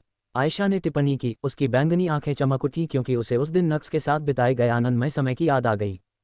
और काफी नशीला भी। अल्लुरा ने भी अपना सिर हिलाया। यही तो उसे जानलेवा बनाता है न? एक ऐसी बीमारी जो लत लगा देती है और आपको बीमार ही रहने पर मजबूर कर देती है। ये कितना डरावना है। आयशा ने नक्स की आंखों में देखते हुए जवाब दिया। इस बार नक्स के चेहरे पर एक चंचल मुस्कान दिखाई दी। यही कारण है कि मैं अपनी दो प्यारी सेक्कुबी से प्यार करता हूँ। लेकिन मेरा क्या आप अब अपनी पहली पत्नी से प्यार नहीं करते? फेल्बर्टा ने भी मजाकिया लहजे में पूछा। तुमने मुझे बीमारी कहा। नक्स ने मुंह बनाया। मैंने यह नहीं कहा कि यह बुरा था। Ads by PubFuture. इसके अलावा क्या मैं पहले से ही बीमार नहीं हूँ? मुझे ठीक करो। मैं नहीं जाऊंगा। आप जीवन भर बीमार ही रहेंगे। रुको, सिस्टर लेन कहाँ है? अचानक स्काइला ने चारों ओर देखते हुए अपने चेहरे पर उलझन भरी नज़र से प्रश्न किया। ओहे, नक्स व्यंग्यात्मक ढंग से मुस्कुराया और उसने अपनी परछाई की ओर देखा। महिलाओं को जल्द ही एहसास हो गया कि वह कुतिया, अमाया ने गाली दी, वह वास्तव में एक छाया दानव में बदलने के बारे में सोच रही थी। खैर लड़कियों, चूंकि हम पहले से ही यहाँ फंस गए हैं, चलो हम यहाँ अपने समय का सदुपयोग करें और अपनी डेट शुरू करें, ठीक है? अचानक नक्स ने सवाल किया। फेल्बर्टा ने अपनी आंखें सिकोड़ लीं। हर बार जब आप ऐसा कहते हैं तो हम स्टार बीस्ट से लड़ते हैं। रुको। अचानक फेल्बर्टा की अभिव्यक्ति बदल गई। हम स्टार बीस्ट से लड़ रहे हैं, है न? उसे एहसास हुआ। हमारे पास करने के लिए कोई बेहतर काम नहीं है, नक्स ने जवाब दिया। बस ईमानदार हो जाओ, प्यारे पति। तुम अपनी कुंठा उन बेचारे जानवरों पर निकालना चाहते हो, है न? अल्लुरा समझ गई। क्या आप सब नहीं करते? नक्स ने अपने चेहरे पर एक चंचल मुस्कान के साथ अपना सिर झुकाया। अल्लुरा मुस्कुराए। बेशक, कुछ जानवरों का शिकार करना मेरे गुस्से को बाहर निकालने का एक अच्छा तरीका लगता है। महिलाएं भी निराश थीं। जल्द ही नक्स और उसकी पत्नियों ने अपने हथियार निकाल लिए। फिर वे भागने लगे। वे नक्स द्वारा बनाए गए इस बंजक क्षेत्र से बाहर निकलना चाहते थे और कुछ जानवरों का शिकार करना चाहते थे। वारनाल आयाम तिथि शुरू हो गई थी। 13 प्राणी कुछ बेचारे जानवरों पर अपनी कुंठा निकाल रहे थे। इसमें कोई तकनीक भी शामिल नहीं थी। नक्स और उसकी पत्नियां बस उन जानवरों पर हमला कर रही थीं और टीम वर्क के नाम पर उन्हें निर्दयतापूर्वक मार रही थीं। इतने करीब होने के बावजूद एक दूसरे को छू नहीं पाना, यह एक निराशाजनक एहसास था। सिस्टम अपडेट ने उनका बुरा हाल कर दिया था। ये नरसंहार पूरे 4 सप्ताह तक चलता रहा। मैं सोच रहा था कि तुम लोग कहाँ हो। ये सोचना कि आप किसी बिल्कुल अलग आयाम में कुछ बेचारे जानवरों को परेशान कर रहे थे, काफ़ी मज़ेदार गतिविधि लगती है। उन्होंने एक परिचित आवाज़ सुनी। Ads by PubFuture. संपर्क टॉस साइट मैप दान करें, मेनू दिखाओ। उपन्यास ऑनलाइन पूरा पढ़ें। उपन्यास बिन। उपन्यास सर्वोच्च हरम भगवान प्रणाली अध्याय 1049। क्या आप हमें अपने साथ ले जा सकते हैं? हम वास्तव में यहाँ फंसे हुए हैं। गुणप्रिय पाठकों, अधिक अध्यायों के अनुवाद में हमारी टीम की सहायता के लिए यहाँ दान करें। URL सर्वोच्च हरम भगवान प्रणाली। क्या आप हमें अपने साथ ले जा सकते हैं? हम वास्तव में यहाँ फंस गए हैं। Ads by PubFuture 1049। क्या आप हमें अपने साथ ले जा सकते हैं? हम वास्तव में यहाँ फंसे हुए हैं। जब नक्स और उसकी पत्नियां 9 स्टार जानवरों के झुंड पर हमला कर रहे थे और उन्हें पूरी तरह से पराजित कर रहे थे, विशेष रूप से नक्स एक अर्धसंचरण साधक होने के कारण उनके हमले अचानक रुक गए। यह मौका देखकर जानवर अपनी जान बचाकर तेजी से भाग गए। जहां तक नक्स और उसकी पत्नियों का सवाल है, जो असमंजस में थी, उन्होंने एक परिचित आवाज़ सुनी। मैं सोच रहा था कि तुम लोग कहाँ हो। ये सोचना कि आप किसी बिल्कुल अलग आयाम में कुछ बेचारे जानवरों को परेशान कर रहे थे, काफ़ी मज़ेदार गतिविधि लगती है। ये वायरियाना था। व्यारियाना उनके सामने आ गई। उसके हाथ की एक लहर से नक्स और उसकी पत्नियां जो भी जादू और दूसरे हमले कर रही थीं, वे सब धूल में बदल गए। फिर व्यारियाना ने अपने सामने खड़े लोगों पर नजर डाली और, आप यहाँ पर क्या कर रहे हैं? नहीं, तुम यहाँ कैसे आए? मुझे यकीन है कि मैंने तुम्हें जो कलाकृति दी थी वह मैंने पहले ही ले ली है। वायरियाना ने नक्स की ओर देखते हुए प्रश्न किया। उद्धरण चिन्ह डॉट डॉट डॉट उद्धरण चिन्ह। नक्स चुप हो गया, उसे समझ में नहीं आ रहा था कि क्या जवाब दे। हालांकि वायरियाना को पहले से ही अंदाजा था, तुमने अपनी पोर्टल क्षमता का इस्तेमाल किया है। नक्स ने ईमानदार होने का निश्चय किया और सिर हिला दिया। वायरियाना ने कुछ देर तक उसे और उसकी पत्नियों को देखा, फिर, मैंने तुम्हें जो संसाधन दिया था उसका उपयोग तुमने अनुमति से अधिक समय तक किया है, तुम बहुत लालची हो। वायरियाना ने टिप्पणी की। उसकी गंभीर अभिव्यक्ति ने नक्स को उसके निर्णय पर संदेह करने पर मजबूर कर दिया। आखिरकार चाहे जो भी हो, वह यहाँ गलत था। वार्नल आयाम ऑर्डर से संबंधित था। वायरियाना ने उसे कुछ समय के लिए इसका उपयोग करने की अनुमति दी थी। इसका मतलब यह नहीं था कि वह इसे जब तक चाहे तब तक उपयोग कर सकता है। लेकिन मेरा मानना है कि केवल लालची लोग ही जीवन में आगे बढ़ पाते हैं। अचानक वायरियाना का स्वर बदल गया। नक्स ने असमंजस में अपना सिर झुका लिया। नक्स, तीसरे चरण के कृषक बनने पर बधाई। मैं ये देखने के लिए उत्सुक हूं कि अब आप वास्तव में कितने मजबूत हो गए हैं। वायरियाना मुस्कुराए, और इस बार चूंकि उसने अपना चेहरा मास्क और हुडी से नहीं ढका था, इसलिए नक्स को उसकी मंत्रमुग्ध कर देने वाली मुस्कान देखने और उसमें खो जाने का मौका मिला। Ads by PubFuture. वायरियाना सचमुच एक खूबसूरत महिला थी, किसी भी महिला से कहीं ज्यादा खूबसूरत जिसे उसने कभी देखा था। बेशक उनकी पत्नियां अपवाद थीं, वायरियाना की उनकी पत्नियों से तुलना उचित नहीं थी। वायरियाना के लिए नक्स की आंखें पक्षपातपूर्ण थीं। धन्यवाद लेडी वायरियाना। नक्स ने अपना सिर झुका लिया। खैर, वापस लौटो। अचानक वायरियाना ने आदेश दिया। नक्स ने पलकें झपकाईं। क्या इस महिला ने अभी नहीं कहा था कि केवल लालची लोग ही जीवन में आगे बढ़ते हैं और अप्रत्यक्ष रूप से उन्हें यहाँ रहने की अनुमति दी गई है? अब वह उन्हें क्यों भेज रही थी? कुछ ही सेकंड में खुद से ही विरोधाभास करते हुए उन्होंने कहा कि सभी महिलाएं इतनी चंचल और सहज क्यों होती हैं। ऐसा लग रहा था कि उनकी पत्नियां ही इस दुनिया में बची हुई एकमात्र समझदार महिलाएं थीं। यह ऐसी जगह नहीं है जहां इन महिलाओं को रहना चाहिए। वे अभी बहुत कमज़ोर हैं। वायरियाना ने आदेश दिया। फिर उसने कुछ साधना तकनीकें निकालीं और जिस क्षण नक्स की नज़र उन तकनीकों पर पड़ी, उसे एहसास हुआ कि वे क्या थे। उसकी आंखें चमक उठीं। ये वही है जो मैंने वादा किया था, अस्टारिया बोली। फिर उसने नक्स की पत्नियों को एक एक करके बुलाया और उन्हें उनके लिए सबसे उपयुक्त तकनीक बताई।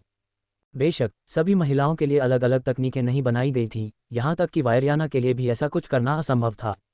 उन्होंने उन्हें वे तकनीकें बताईं जो उनके लिए सबसे उपयुक्त थीं। इसका निर्णय करने वाला मुख्य कारक महिलाओं की ब्लडलाइन थी। लेन, थायरा, अल्लुरा, अमाया, एम्बर, एस्टारिया और मेलिया, जिनमें से प्रत्येक को अलग अलग तकनीकें मिलीं। दूसरी ओर फैलबटा, स्काइला, एडा और इवाने को भी यही तकनीक अपनानी पड़ी। ऐसा मत सोचो कि जो तकनीक तुम्हें मिली है वह उससे कमज़ोर है जो मैंने उन्हें दी थी, सिर्फ इसलिए कि तुम चारों के पास एक जैसी तकनीकें हैं। यहाँ तक कि ऑर्डर में कई प्राणियों द्वारा विकसित की जा रही तकनीकों में भी कुछ भी अद्वितीय नहीं है। यहाँ तक कि वह सक्कुबस भी पहली आदिम सक्कुबस नहीं है। आप सभी का प्रारंभिक बिंदु एक ही है। आप कहाँ पहुँचेंगे यह इस बात पर निर्भर करता है कि आप कितना परिश्रम करते हैं। अगर मैं ईमानदार हूँ तो अभी भी मैं आप सभी के अपने आधार को फिर से बनाने और पूर्ण साधक बनने के खिलाफ हूँ। आप में से कुछ नहीं, मैं स्पष्ट कर दूं, आप में से किसी में भी सक्कुबस के अलावा इतनी प्रतिभा नहीं है कि आप पूर्ण साधक के रूप में जीवित रह सकें।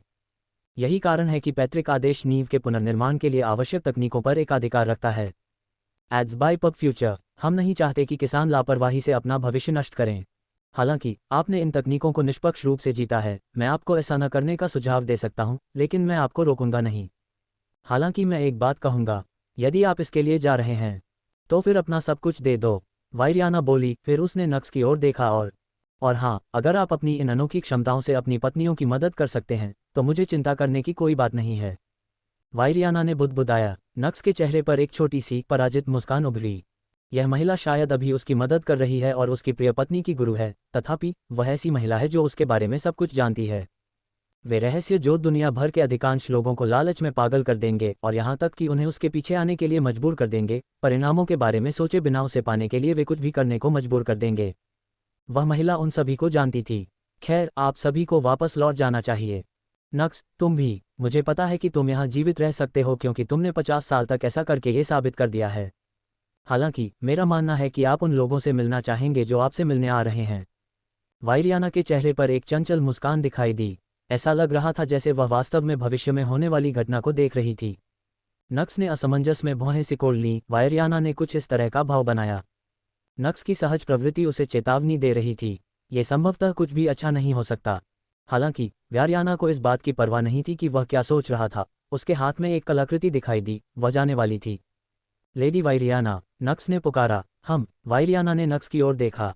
नक्स ने फिर अपने चेहरे पर एक मूर्खतापूर्ण मुस्कान के साथ अपने सिर के पीछे खुजलाया और, क्या आप हमें अपने साथ ला सकते हैं?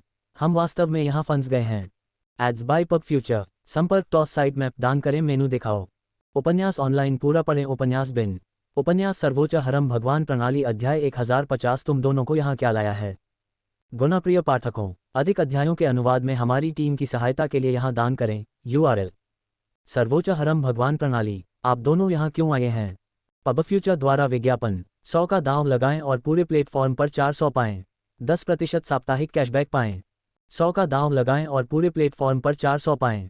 10% साप्ताहिक कैशबैक पाएं। YOLO247.co। 1050। तुम दोनों यहाँ क्यों आए हो? क्या आप हमें अपने साथ ला सकते हैं? हम वास्तव में यहाँ फंस गए हैं। नक्स ने चेहरे पर मूर्खतापूर्ण मुस्कान के साथ अपने सिर के पीछे खुजलाते हुए प्रश्न किया। विरियाना ने असमंजस में अपनी आंखें सिकोड़ लीं।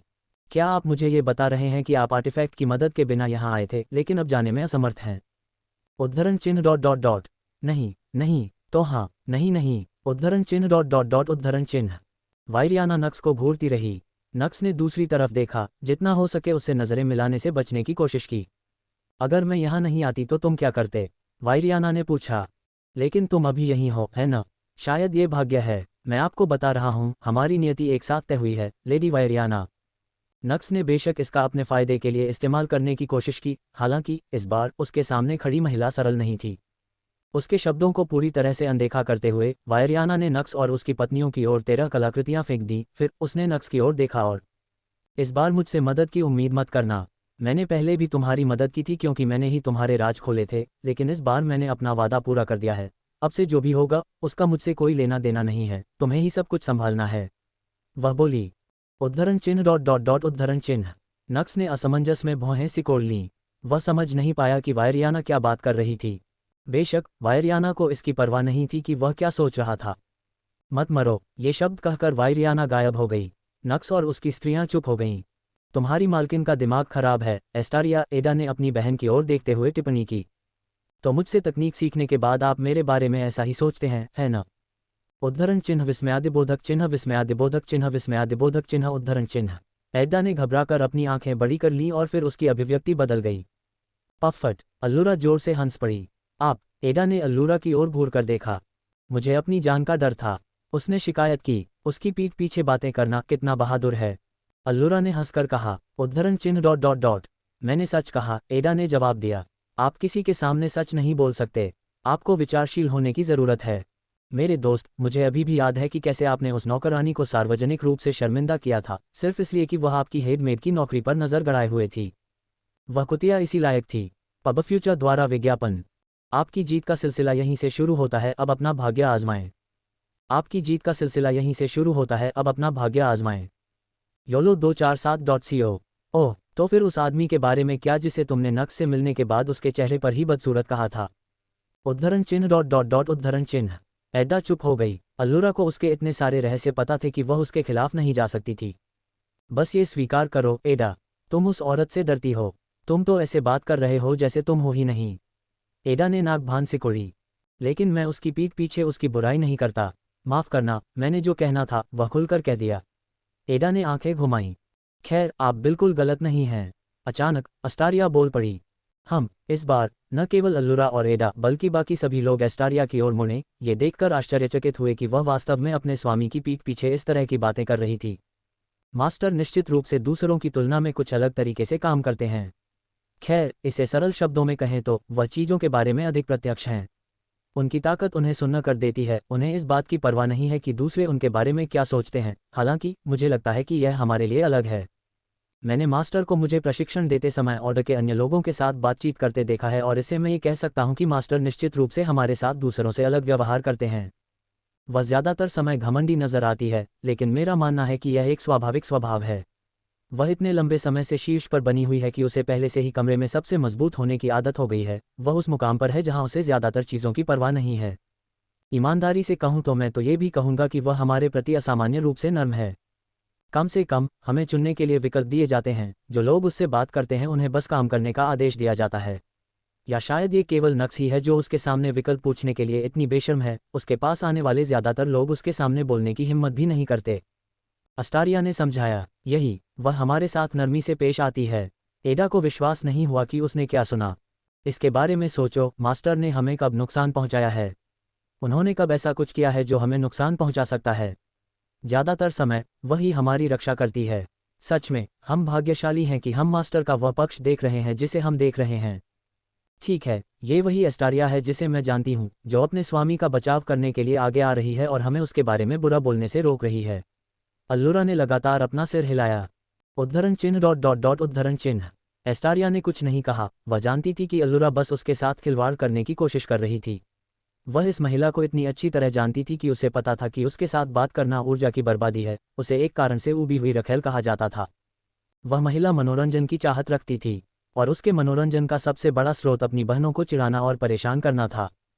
वैसे लेडी वायरियाना जाने से पहले किसके बारे में बात कर रही थी? कोई ऐसा जिससे नक्स मिलना चाहेगा। वह कौन हो सकता है?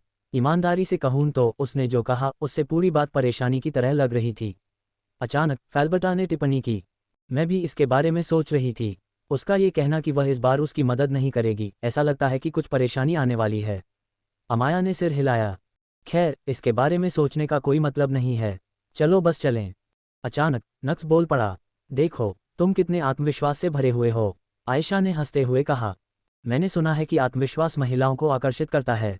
नक्स मुस्कुराया, तुम जो कुछ भी करते हो वह महिलाओं को आकर्षित करता है डार्लिंग। आयशा ने चेहरे पर एक मोहक मुस्कान के साथ उत्तर दिया। ठीक है, हमें अपने मेहमानों को इंतजार नहीं करवाना चाहिए, चलो ये जगह छोड़ दें। नक्स बोला। महिलाओं ने सिर हिलाया और अपनी कलाकृतियां सक्रिय कर दी तथा उस स्थान से गायब हो गईं। यर्निएल में एक्सीडोजेनेसिस के आधार के सामने दो महिलाएं एक दूसरे के सामने खड़ी थीं। दोनों ने एक दूसरे की आंखों में देखा। स्पष्ट रूप से उनमें से कोई भी यहाँ दूसरे को देखने की उम्मीद नहीं कर रही थी। यहाँ देखकर आश्चर्य हुआ, एम्ब्रोसिया ने टिप्पणी की। पब फ्यूचर द्वारा विज्ञापन, आपकी जीत का सिलसिला यहीं से शुरू होता है, अब अपना भाग्य आजमाएं। आपकी जीत का सिलसिला यहीं से शुरू होता है, अब अपना भाग्य आजमाएं। YOLO247.co। वाकई आश्चर्यजनक बात है, लिरियाना ने अपनी दोस्त की ओर देखते हुए कहा। तुम यहाँ क्या कर रहे हो? एम्ब्रोसिया ने चेहरे पर जिज्ञासा भरी नज़र से पूछा।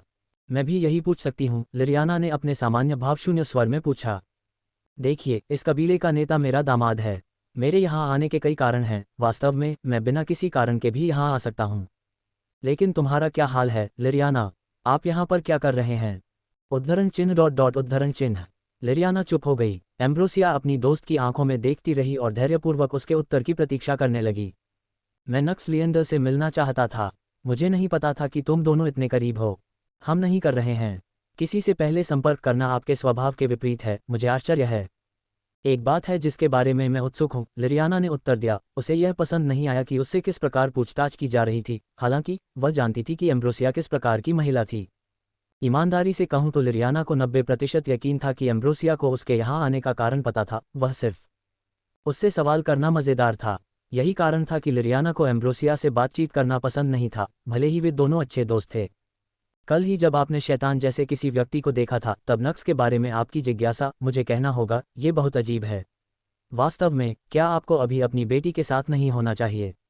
कल उसे बहुत शर्मनाक हार का सामना करना पड़ा। मुझे यकीन है कि अभी उसका दिमाग बहुत सारी चीज़ों से भरा हुआ है और मेरा मानना है कि इस समय उसकी माँ को उसके साथ होना चाहिए, विशेषकर तब जब उसकी देखभाल करने के लिए कोई पिता नहीं है। एम्ब्रोसिया ने जवाब दिया। इस बार एल्वेन हीरो एरियाना के प्रति उसकी वास्तविक चिंता उसके चेहरे पर स्पष्ट दिखाई दे रही थी। तुम्हारी बातें मज़ेदार हैं। वह तो अपनी आंटी के आने का इंतज़ार कर रही थी। असल में एलिजा की हालत भी अच्छी नहीं होनी चाहिए थी, है ना? कोई सोचेगा कि तुम अपने भतीजे के साथ समय बिताती होगी। लिरियाना ने भी एम्ब्रोसिया जैसा ही खेल खेला। जहाँ तक अपनी बेटी की स्थिति का सवाल है, एरियाना एक मजबूत लड़की थी। लिरियाना जानती थी कि उसकी छोटी बेटी के पास वह सब कुछ है जो उसे अपने दम पर पार करने के लिए चाहिए। ये तो बताने की ज़रूरत ही नहीं कि शैतान कितना शक्तिशाली था। एक निश्चित स्तर पर ही निराशा, गुस्सा, पश्चाताप और हार का एहसास होता है, उसके बाद निराशा ही हाथ लगती है। शैतान ने जो ताकत दिखाई वह उसी स्तर की थी। एक महान ऋषि ने एक अर्धसंत, सबसे शक्तिशाली नायक को इतने अपमानजनक तरीके से हराया। उसकी बेटी ऐसे राक्षस के खिलाफ क्या कर सकती थी? एलियाह की देखभाल के लिए लोग हैं, मैं उसके इर्द गिर्द भीड़ नहीं लगाना चाहती थी, एम्ब्रोसिया ने जवाब दिया। उसके चेहरे पर एक हल्की सी मुस्कान थी जो लिरियाना को किसी हद तक परेशान नहीं कर रही थी। अंत में उसका चेहरा मुरझा गया और उसने हार मान ली। मैं यहाँ नक्स से मिलने आया हूँ और मैं चाहूँगा कि आप इसके बारे में कोई और सवाल न पूछें। लेकिन नक्स मेरा बेटा है, इससे कोई फर्क नहीं पड़ता। अपना खेल बंद करो एम्ब्रोसिया।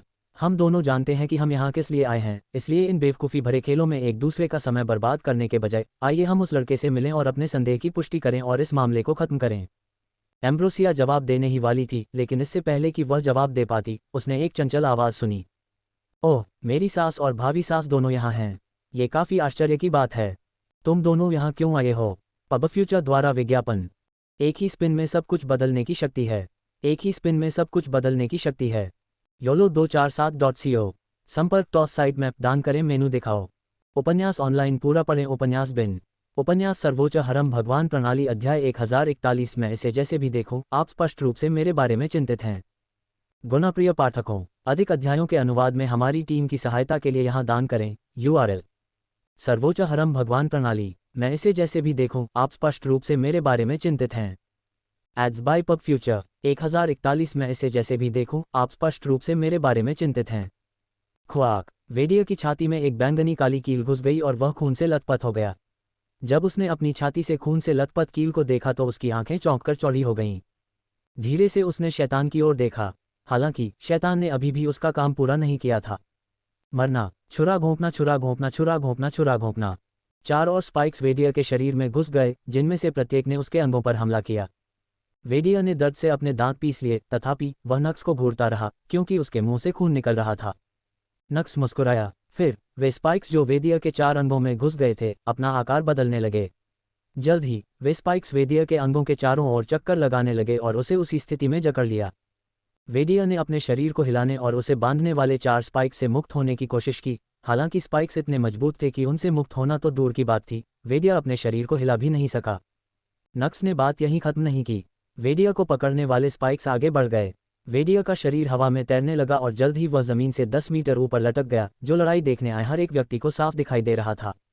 सातों नायकों में सबसे शक्तिशाली पूरी तरह असहाय अवस्था में मंच के बीच में लटका हुआ था। वेडिया शर्मिंदा था। उसकी शर्मिंदगी जल्द ही गुस्से में बदल गई। उसने नक्स को घूर कर देखा, उसकी सुनहरी आंखें चमक उठीं और आग, वह चिल्लाया और फिर उसकी चीख दहाड़ में बदल गई। नक्स ने असमंजस में भौहें सिकोड़ लीं। ध्यान से। तभी उसने अपने सिर में एक आवाज़ सुनी। ये वुल्पियाना था। नक्स के चेहरे पर एक चंचल मुस्कान उभरी। क्या तुम मेरे बारे में चिंतित हो? मैं नहीं चाहता कि तुम मरो। अभी भी मुझे तुमसे कई सवाल पूछने हैं। वल्पियाना ने ये स्पष्ट कर दिया।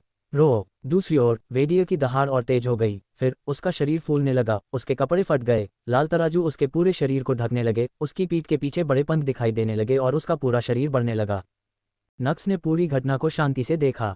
बेशक वह होशियार आदमी हो सकता था और वेदिया पर हमला कर सकता था, जबकि वह स्पष्ट रूप से एक रक्षाहीन स्थिति में था। हालांकि वह भी कुछ और अधिक महत्वपूर्ण काम कर रहा था।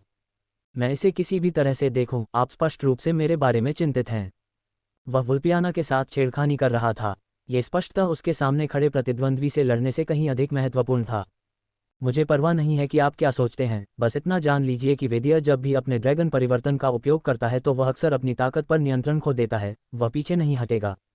हे, आप तो ऐसे बात कर रहे हैं जैसे वह पूरे समय कुछ रोके हुए था।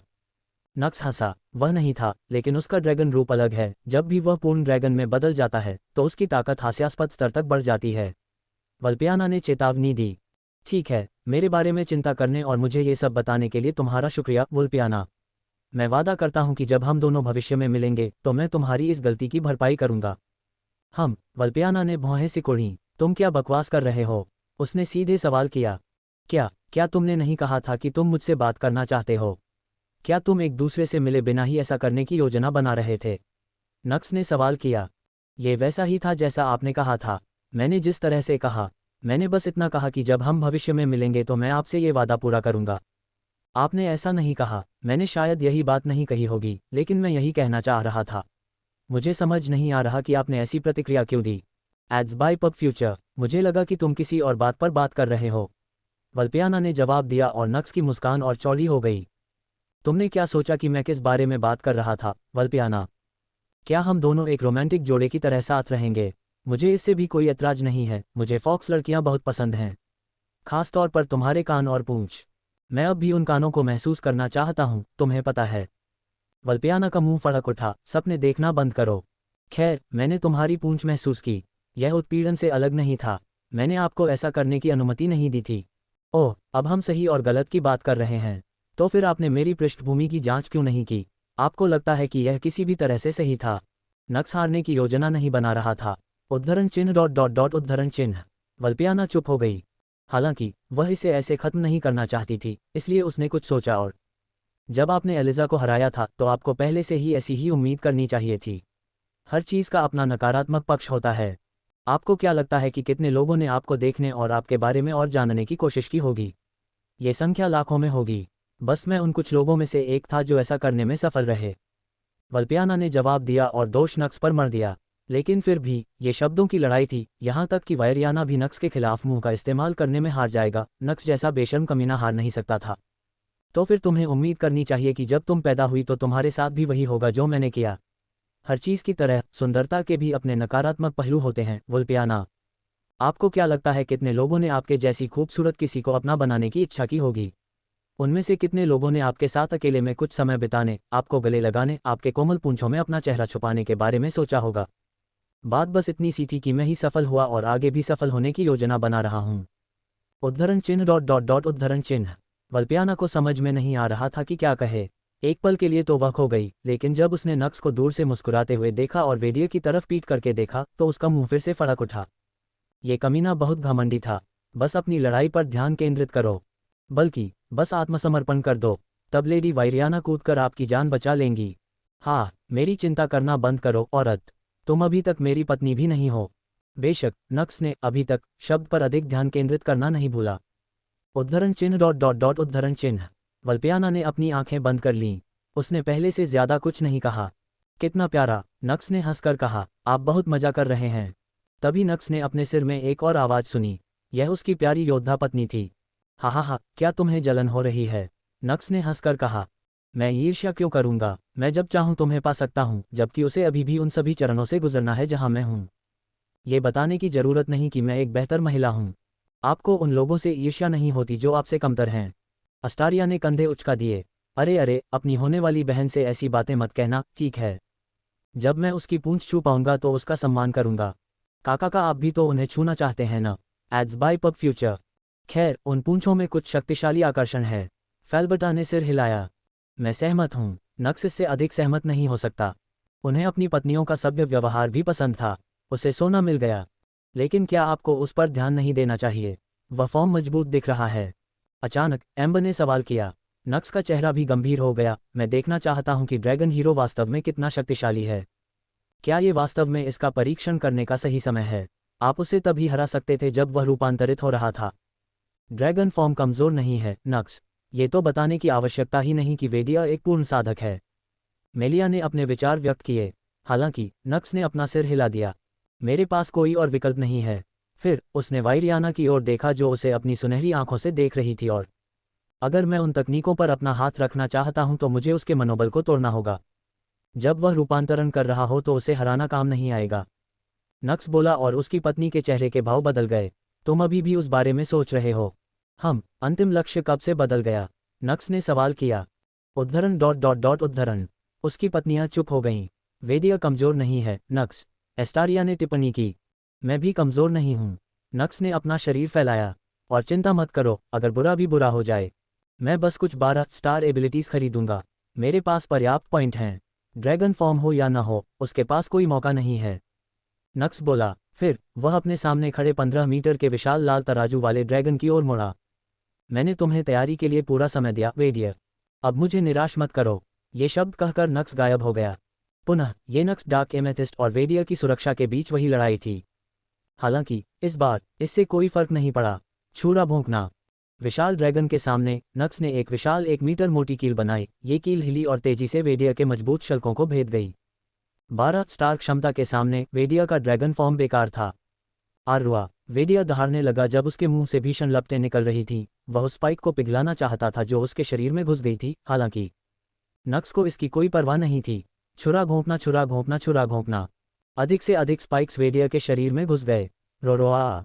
उसकी युद्ध पुकार जल्द ही दर्द की चीख में बदल गई। कुल 25 स्पाइक्स उसके शरीर के अलग अलग हिस्सों में घुस गए और जैसे कि यह पर्याप्त नहीं था, उनमें से प्रत्येक स्पाइक ने वेदिया को जकड़ना शुरू कर दिया। कुछ ने उसके अंगों को पकड़ लिया, कुछ ने उसके पंखों को, कुछ ने सींगों को निशाना बनाया, कुछ ने उसका मुंह बंद कर दिया, और सब कुछ खत्म करने के लिए नक्स ने वेदिया की गर्दन के चारों ओर एक कॉलर बनाया। फिर उसने अपना बड़ा सिर जमीन पर धकेल दिया। उसके सिर के ठीक सामने आकर नक्स ने अपना पैर वेदिया के मुंह पर रख दिया और तुमने मुझे निराश किया dragon hero. Ads by PubFuture. संपर्क टॉस साइड मैप दान करें।